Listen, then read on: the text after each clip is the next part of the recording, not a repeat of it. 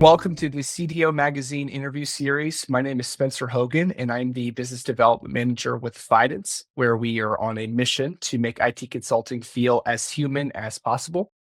And today I have the pleasure of speaking with my friend, Chris Eldredge, who's the Vice President of Data at MeridianLink. Chris, how are you doing? Good, good. One of the things that we see a lot when we consult with organizations, we do a lot of compliance work, and we work with a lot of organizations that have acquired companies. That's been one of their verticals for growth is acquiring industry giants and growing into the conglomerate that they are in now. But a challenge of that, especially if you're in a highly regulated industry, we do a lot of work in healthcare, a lot of work in with the Department of Defense and in aerospace.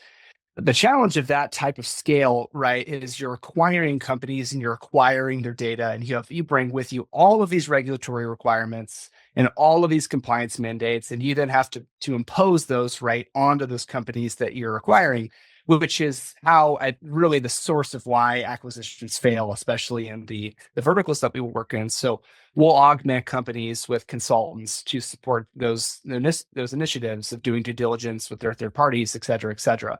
I share that because a enormous challenge that we see when we come into organizations is there isn't a maturity in systems in processes specifically. There isn't a maturity in how our data flows, how we're ingesting data, and how it funds to the end user. And there's a whole lot of, Chris, you described it really well a moment ago, of there's a lot of technology in an organization, but those technologies, it's almost like the business has adapted to the way that technology works versus that technology has adapted to the way that the business works. And I think that the core of that is an immature process, right? It's a misunderstanding of how our business works, how our data flows, how we ingest it, so on and so forth. And a personal example in our organization is we're a HubSpot shop. I love HubSpot. Absolutely intuitive, fantastic CRM platform. That's one man's take of it. I architected our whole implementation for us, but I love HubSpot, but it is not designed for professional service companies. It's really designed, Chris, for companies like MeridianLink, like SaaS-based organizations. In fact, I would bet that was probably the origin of it when the product went to market. But we had to spend, I mean, this is like an ERP. It felt like an ERP implementation for our organization, but it was a 12-month journey of really making the software fit our business. And the funny part about that process is that we learned a ton about our business and how Mhm. little process we actually had right in the middle of that implementation. And so, as you're talking and speaking to connecting disparate systems and getting data to mingle, that's something that's coming to mind for me. Let's move to my last question here, which is building trust with end users. So building an individual's trust in their data is very challenging, but rebuilding their trust in their data is even more challenging. What have you found effective in rebuilding users' confidence in their data for everyday use? Yeah, so trust is an essential topic for data teams. It's not something that should be addressed after it is lost, right? It's something that should be built into the fabric of everything that you do starting in the beginning, right? And so there are things that you can do when you're building your data pipelines, when you're building your data warehouse, when you're building your semantic layer for reporting that will foster trust. You have to be really proactive here because and this is something that I say a lot. you know Data engineers sometimes are perceived as magicians, right? They can do anything. And if you're not a professional data engineer, you probably have no idea what they actually do. And so that in itself creates this potential for distrust and mistrust because you don't really know what's going on behind the scenes. And so, what we have to really do to help with that situation is make it transparent and clear every step of the way what is actually happening there. And to start with, when you're building your data pipelines, that means exposing logs that tell you what data was moved when, how much of that data was moved, and also when things go wrong, right? Trust isn't built when things go right. Trust is built when things go wrong. And it's how you communicate and handle that situation is what enables trust to happen. And that means that you have to have a plan when something's going to fail. And your pipeline's going to fail. I don't care who you are. Your pipeline eventually is going to fail for some reason. And there are a myriad of reasons why that could happen. But your pipeline is going to fail. And so you need to make it crystal clear to people when and how that happens. On the data warehouse side, you need to make sure that the way that you're changing data, transforming data, maybe even creating data is defined both from a business rules and a technical rules perspective, and that is available for people to understand, right? If your data warehouse is doing what the business asks you to do, then you've done your job, but you have to make it clear to them that it's actually doing that and translated into that from a technical perspective, right? So that's something that's very, very, very important. The other thing to think about from a trust perspective is making sure that you have data dictionaries, right? You making sure that people understand where those definitions are and what happens. Sometimes it's called a business glossary, but you need to make sure that that's available too. And as we mentioned, the data community also helps a lot because you can actually have people that understand the data at a deeper level and can also be allies for you that can advocate that, yes, you are doing things in line with what the company needs to do. So we've got a couple different things that you shared just there specifically. Is that common nomenclature like a business glossary or a data dictionary? Every company you've come into, has that existed? Well, it doesn't mean every company has it. It's definitely something that's important. Another aspect that I didn't get into, but we can talk about now is data quality. So data quality is a discipline. There are standard approaches that you can go find on the internet. There are a number of organizations that champion these things. But data quality is usually should be a separate function from your actual data engineering. It's something that's a secondary look at what's happening, and it can look at data from a variety of perspectives. Things like, is the data accurate, right? Well, what does accurate mean? Accurate means, does it match up against some other reference value that you expect it to match, right?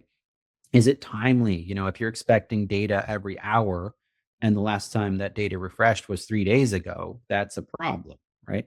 So then that's the kind of perspectives that data quality introduces. And the way that me and my teams like to think about data quality is getting that to be a cascaded number that can roll up to a top of the house single value that's for a value between 0 and 100, which tells you the quality of your data, right? And so maybe that number is 95%. Is 95% good or bad?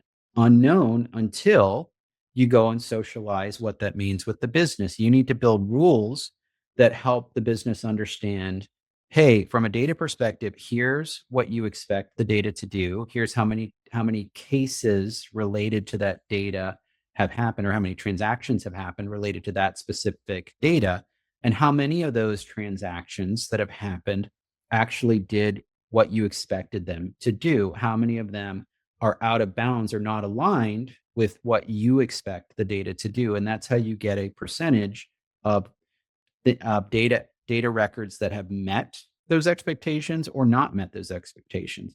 When you roll that all the way up to the top, you can then say, hey, and here's an example, right? So maybe you're looking for timely data, and maybe you have 5 systems, and you say, every one of those 5 systems has to have data refreshed in the last hour, right? Well, how do you calculate this? You say, okay, I've got 5 systems. So I've got a population of 5 different things I have to look at. Let's just say 4 of the 5 refreshed in the last hour, and the 5th one hasn't refreshed for 2 days, right? In that scenario, you've got 4 out of 5 or 80% quality. Is that good enough for the business to use that data? And the answer to that question will help you determine whether or not 80% is an acceptable number or not acceptable number for the business. I'm sure another big part of this too is over your career, you've probably learned how to be an exceptional storyteller. Like, I know every job I've come into, like, learning how to tell stories to make like complex things simple, right? To anybody, you got to be a great storyteller. So as you've come into organizations and you've rebuilt that trust with users, so you've developed a glossary, you've broadcasted a bit more about what your data engineers do, and as you've done these different things, improved data quality, benchmarked against the business, how have you told those stories? Like, and let's get real practical here. Yeah, they can't be, oh, we sent an email, right? Like an email that no one probably read, right? But how have you in your career, how have you told those stories in a compelling, meaningful way to folks that are not in data, people that are consuming that data that you guys are developing? Yeah, I think it goes back to setting expectations, right? So you have to be able to set and manage expectations about what the data can and cannot do. And this becomes even more critical in the era of AI, right? Because AI is looking at the same data that your teams are looking at. It's just going to not necessarily know when something is off unless you build that in to your AI pipeline. And so the way to think about the stories when you think about what the data tells you is you need to understand, as you mentioned earlier, the business process. And I'll use the word again, context. What's the context of this data? Right. And a friend of mine tells a very fun story where he says, hey, 10 elephants for $1 would be a great deal if I had $1 and I needed 10 elephants. Right. And the reason that that's funny is because it helps you understand the context of data itself. If you have data that is relevant to the question at hand, then it's useful and you can put it into the context. If you have data that's not relevant or maybe partially relevant, then you really have to help people understand why, right? Why is that data not relevant? If I'm on sales and I'm a sales rep and I'm asked, like you probably are, hey, if I lost a deal, can I put the reason why I lost the deal? Right. You may actually have incentives that tell you to pick competitor versus maybe the real reason was your demo engineer didn't show up, right? But you may pick competitor because you have financial incentives or other incentives to put that answer, right? That doesn't mean that's the right answer. It also doesn't mean that's the wrong answer, right? That's your organizational behavior is driven by what you're told, right? And in this case, you did the right thing, but the data might say otherwise. Your data might say as part of your deal process, hey, we actually didn't perform the demo, right? And that might be the actual reason. And you can actually use AI to take some of those, incentives out of it to actually determine the correct answer, which is no demo happened, right? That's great, Chris. Well, Chris, hey, thank you so much for your time. So, to harken back to this point of building a successful data community, it begins with trust, clarity, and connection. So, trust in data accuracy, clarity and shared definitions, and connection between systems and people. Thank you so much, Chris, for joining me today. And for more interviews and insights, please visit cdomagazine.tech. Chris, thank you so Thank you very much. much. Appreciate it.